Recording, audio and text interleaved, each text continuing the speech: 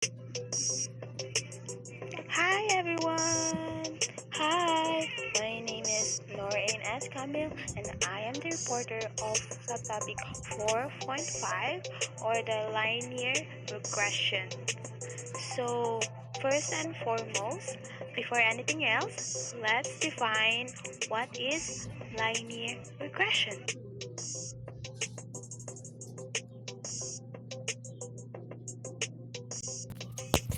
So in statistics, linear regression is a linear approach for modeling the relationship between a scalar response and one or more exponential variables. Linear regression attempts to model the relationship between two variables by fitting a linear equation to observe data. One variable is considered to be an exponential variable and the other is considered to be a dependent variable. Understanding linear regression is important because it provides a scientific calculation for identifying and predicting future outcomes. The ability to find predictions and evaluate them can help provide benefits to many fields and studies such as research and business. More precisely, linear regression is used to determine the character and strength of the association between a dependent variable and a series of other independent variables. It also helps create models to make predictions such as predicting a company's stock price. So yun na nga, hindi lang sa science ginagamit ang linear regression, pati na rin sa business world. So, yun na nga kasi tumutulong ito mag-predict ng future outcomes at upang malaman ng mga scientists or ng mga businessmen kung ano ba ang dapat gawin at kung ano mga plan na dapat isagawa para ma-meet yung mga outcomes. There are three major uses for regression analysis. First is determining the strength of predictors. The second is forecasting an effect. And third is trend forecasting. To make it simple, if ang linear ay isang equation kung saan malalaman ang relationship ng isa or dalawang variables or higit pa. Malalaman kung ano yung relationship nila, kung may kaugnayan sila or kung ano ba yung magiging future outcome na or result ng dalawang variable or higit pa. Like for example, yung mga geologists,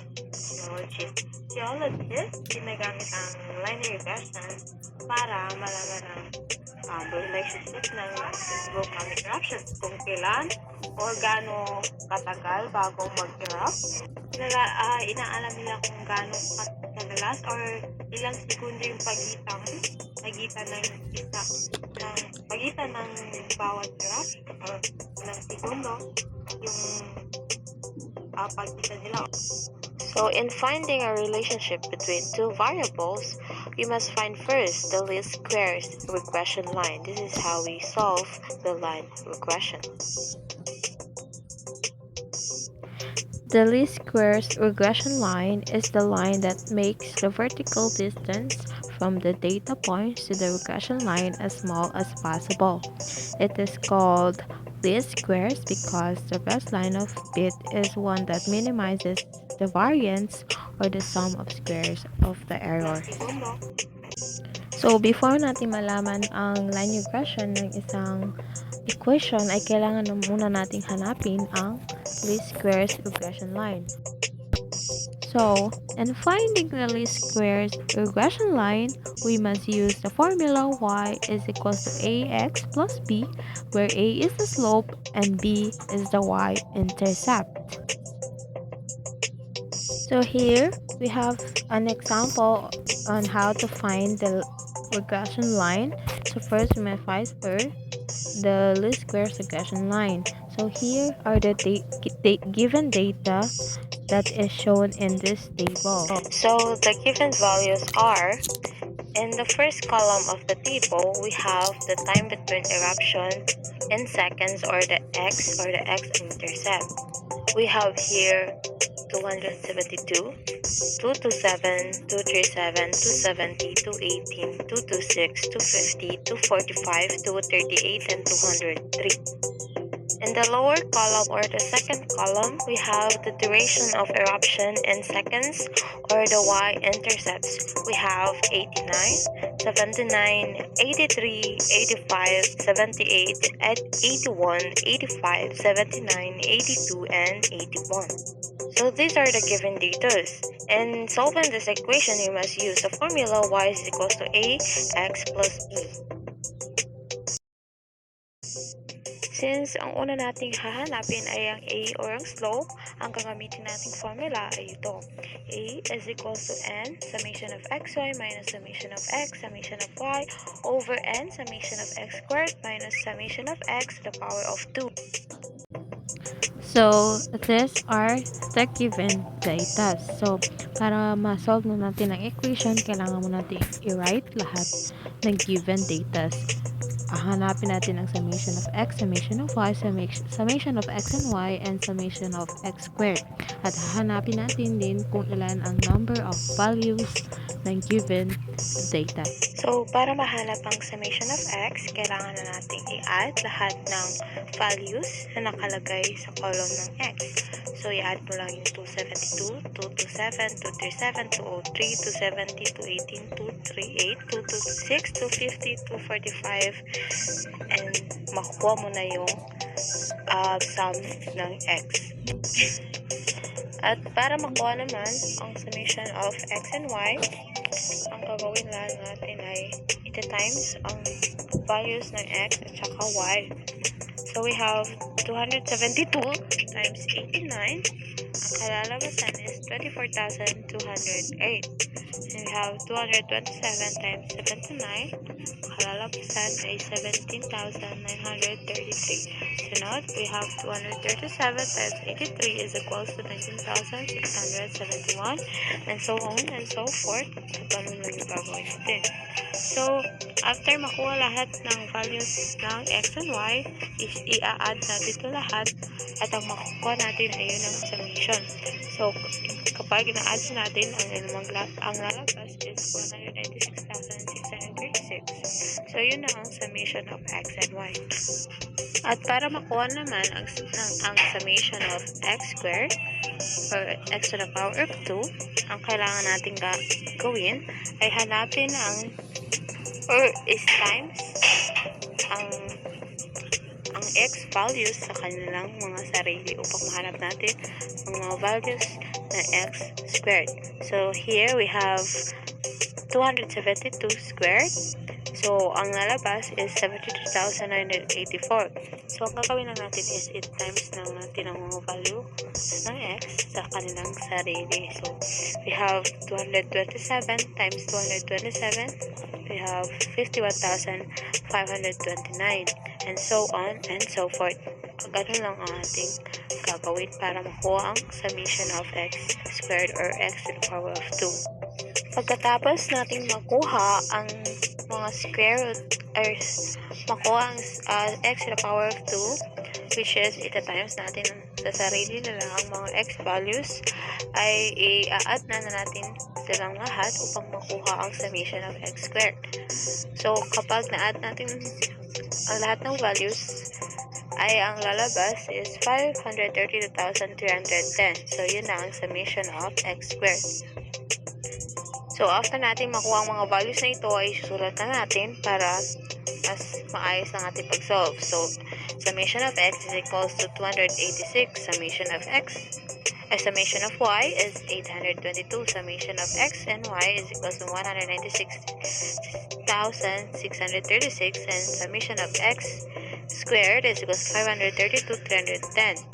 So, ang n naman or the number of values is 10 kasi 10 lahat ng mga values bawat column. So, after natin makuha ang mga values, pwede na tayong mag-proceed sa problem solving. So, ganito ang pag-solve at paghanap sa least square, line regression, at line regression itself. So, maging ganito na yung itsura ng ating equation.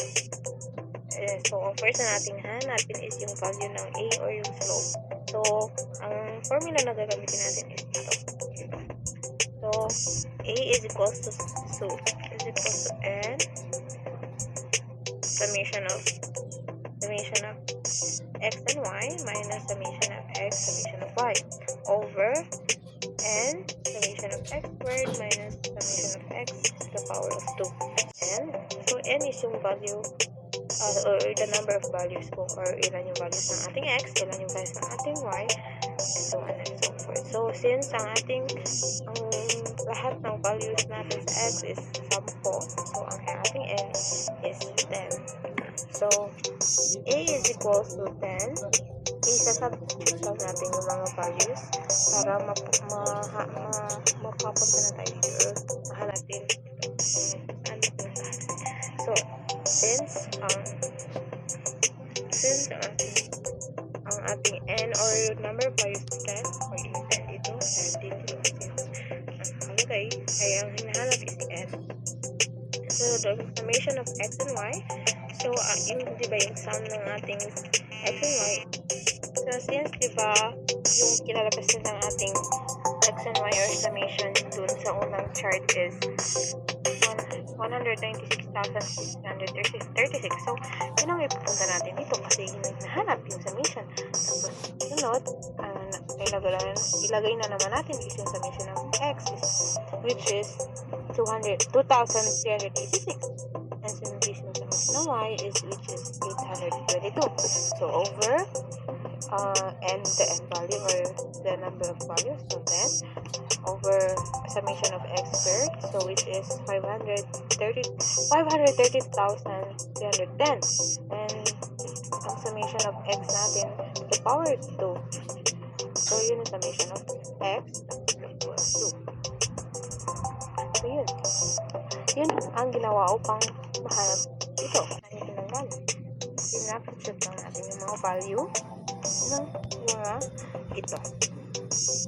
So, after natin masubstitute yung mga values, ito ang ating susunod is i-simplify na natin yung ating equation. So, para makuha ito, ang gagawin natin is i-simplify ito. So, ito natin gagawin. So, yes, 10 times 196,636 minus 2,386 times 822. So, ito yung kalabasan. 10 times 196,636 equals to 1,966,360. And ang 2,386 times 822 is equals to 1,961,292 over 10 times 532,210 minus 2,386 to the power of 2. So ito 10 times 530,000 is equals to 5,323,100. Ang kalalabasan ng 2,386 to the power of 2 is 5,692,996. So yun, na-simplify na natin yung equation. So after natin ma-simplify, isi-simplify pa natin ulit yung simplified version. So which is yung ito.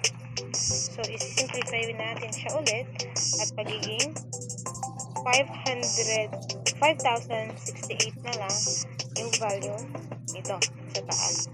So, nababa na naman is magiging negative 369,806 kasi 5,322,100 minus 5,692,906. So, bakit negative? Kasi mas malaki yung value nito. Mas malaki yung value ng second na digits or numbers.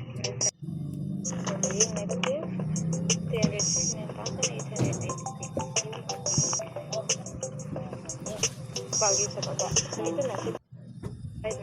So, after that, simplify natin ulit. So, 5,668 divide,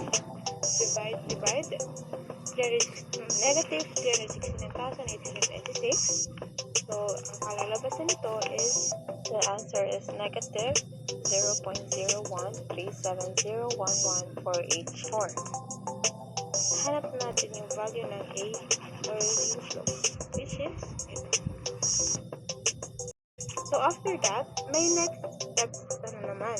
Kasi ang nahanap pa lang natin sa ating equation is yung A, which is slope.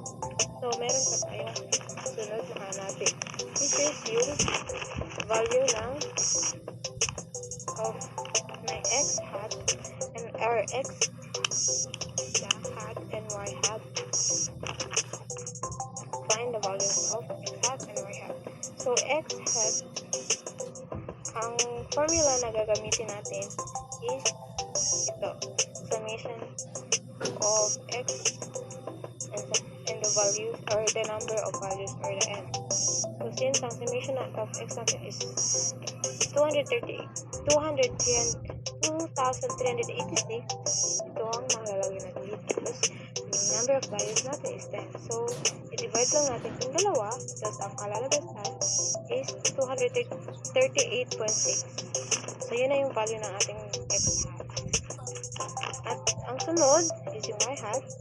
There is ang equation is, ang formula is, hanapin lang natin to. So, summation of y and over the number of values for the n. So, yun, summation of y is 622 and the number of values is 10. Divide natin, ang kalalabasan is 82.2. Okay. So, bakit natin hinanap yung values ng y or ng x hat and y hat ay para mahanap natin yung y-intercept or yung b. So, yung b na naman na sunod natin hanapin gamit ang mga values na ito. Yung values x hat and y hat. So, para mahanap natin yung b or yung slope, ito yung gagamitin nating formula. So, ang gagamitin natin is b is equals to y hat minus a or yung slope, a and the x hat. So, kapag sinubstitute na natin to, ito yung lalabas ng mga values. Kasi diba yung y hat natin is 82.2. Tapos yung slope natin, diba kanina, hanap natin is negative 0.0137011484. So yun na yung slope. Tapos sunod naman yung x hat, which is 238.6. So yun na, nasa-substitute natin. Simplify na natin itong dalawa. Unahin natin to. So, negative 0.0137011448 times 238.6 is equal to negative 322799.056. So, yun na. Nasimplify na natin. So, yun na. 82.2 minus negative 322799.056. So, ima-minus lang natin itong dalawa. At ang lalabas is 85.427996. So, yun na. Finally, nahanap na natin ang regression equation na hinahanap. So, yun na nga. May sunod naman tayong gagawin. So, after natin mahanap yung mga values na yun, we can now use the regression equation to estimate the duration of an eruption given the time between eruptions. For instance, if the time between two eruptions is 200 seconds, the estimated duration of the second eruption is ito. So, estimated lang itong 200 ha. Kunyari, ito yung seconds na estimated ng mga geologists na duration ng two eruptions. So, yun yung gagawin gagamitin natin upang mahanap yung line regression or yung y hat. So y hat is equals to yung ating slope is which is negative 0.01 370111484 at yung estimated na duration estimated lang to which is 200 plus yung ating regression equation which is 85.42706. So kailangan natin i-simplify itong mga values na ito upang mahanap natin yung ating regression line or line regression. So after simplifying this, ang makukuha nating value is 83. So now, ito na yung final answer ng ating equation or yung line regression. Ito, 83 or 83 seconds. Kasi ang hinahanap natin is ilang segundo ang duration ng bawat eruption. So yun na, nahanap natin which is 83 seconds. Estimated 83 seconds between two eruptions. So yun na. After all of the equation na ating napagdaanan, ang ating final answer is 83 seconds. So, sana naintindihan nyo. And that is my report about linear regression. Thank you for listening. I am Nur-ain Kamil, and I am the reporter of linear regression. I hope you understand. Thank you for listening and enjoy. Bye!